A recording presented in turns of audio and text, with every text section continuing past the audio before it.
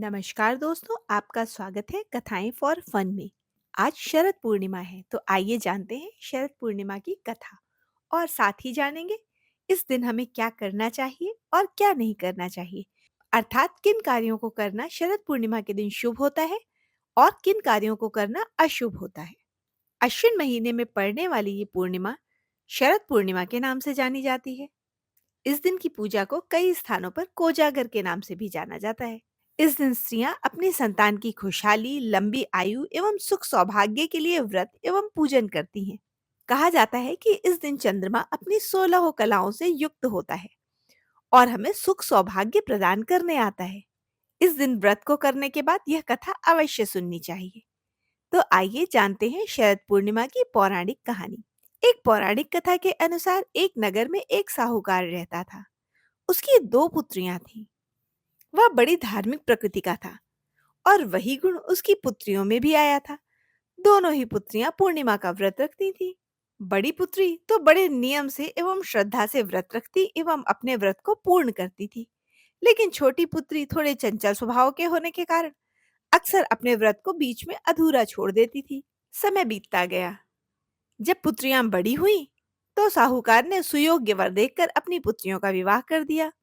दोनों का ही विवाह अच्छे घरों में हुआ था। दोनों के पास किसी चीज की कमी ना थी।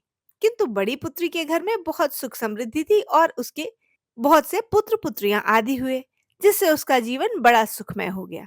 किंतु छोटी पुत्री की कोई भी संतान ना थी। बड़े प्रयास के बाद जब संतान होती भी, तो उसकी मृत्यु हो जाती और ऐसा बार बार होने लगा, जिन बातों से वो बड़ी दुखी रहती थी।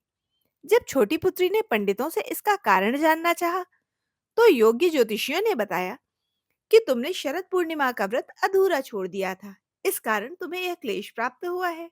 और उन्होंने इसका उपाय बताया कि तुम अपने पूर्णिमा के व्रत को विधि विधान के अनुसार पूरा करो, तुम्हें अवश्य ही संतान की प्राप्ति होगी। पंडितों के कहे अनुसार पूरे विधि विधान से छोटी पुत्री ने शरद पूर्णिमा का व्रत रखा एवं पूजन किया और उसका व्रत फलीभूत भी हुआ, जिससे उसे एक पुत्र की प्राप्ति हुई। लेकिन कुछ ही समय बाद उस पुत्र की मृत्यु हो गई।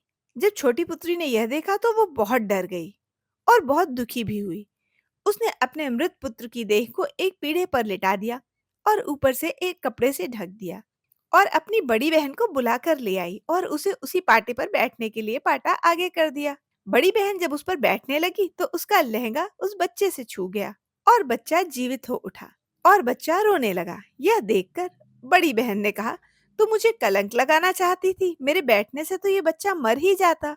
आज तो ईश्वर ने मुझे बचा लिया। इस पर छोटी बहन ने उत्तर दिया, यह बच्चा पहले से ही मृत था दीदी, बल्कि तेरे ही पुण्यों और भाग्य से यह जीवित हो गया है।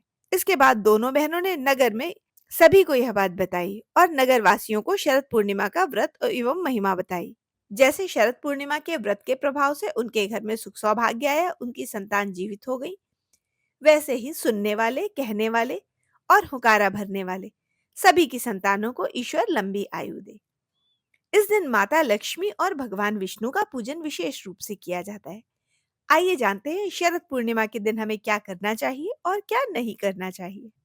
कुछ पुण्य कार्य हैं जो शरद पूर्णिमा के दिन अवश्य करना चाहिए। जैसे शरद पूर्णिमा के दिन जितना हो सके अपनी श्रद्धा अनुसार दान देना चाहिए। इन पुण्यों का फल कई गुना होकर वापस मिलता है।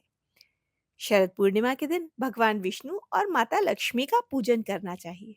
शरद पूर्णिमा के दिन दाल, गुड़, चना, दीप आदि का दान करना चाहिए। शरद पूर्णिमा के दिन घर में खीर बनानी चाहिए और खीर को चंद्रमा की रोशनी में रात को रखना चाहिए, जिससे उसमें चंद्रमा से अमृत की वर्षा होती है और वह हमारे स्वास्थ्य के लिए बड़ी लाभकारी होती है। शरद पूर्णिमा की रात चंद्रमा की रोशनी में सुई में धागा पिरोना चाहिए। कहते हैं इससे हमारी आंखों की रोशनी वर्ष भर अच्छी रहती है। शरद पूर्णिमा के दिन जितना हो पुण्य कर्म करने चाहिए और पूजा पाठ करनी चाहिए। इस दिन भगवान विष्णु, माँ लक्ष्मी और चंद्रदेव की उपासना की जाती है और भगवान शंकर की गोपेश्वर महादेव के रूप में प्रार्थना करनी चाहिए। शरद पूर्णिमा के दिन दीपदान अवश्य करना चाहिए। ये सारे कार्य करने से हमारे घर में सुख सौभाग्य की वृद्धि होती है और लक्ष्मी माता प्रसन्न होती है, क्योंकि माना जाता है कि इस दिन माता लक्ष्मी का समुद्र से अवतरण हुआ था। आइए अब जानते हैं कि शरद पूर्णिमा के दिन हमें क्या नहीं करना चाहिए। शरद पूर्णिमा के दिन तामसिक भोजन नहीं करना चाहिए, अर्थात मांस, मदिरा आदि का भक्षण नहीं करना चाहिए। शरद पूर्णिमा के दिन झूठ नहीं बोलना चाहिए। शरद पूर्णिमा के दिन घर में कलह या झगड़ा नहीं करना चाहिए। शरद पूर्णिमा के दिन नकारात्मक विचार अपने मन में बिल्कुल नहीं लाने एवं असत्य से बचना चाहिए। शरद पूर्णिमा के दिन काले रंग का प्रयोग नहीं करना चाहिए। प्रयास करना चाहिए कि सफेद, स्वच्छ एवं सुंदर वस्त्रों को धारण करें। आशा है दी गई जानकारी आपको पसंद आई होगी। यदि यह जानकारी आपको पसंद आई हो तो कृपया मेरे चैनल को सब्सक्राइब कीजिए और वीडियो पसंद आने पर लाइक कीजिए। धन्यवाद।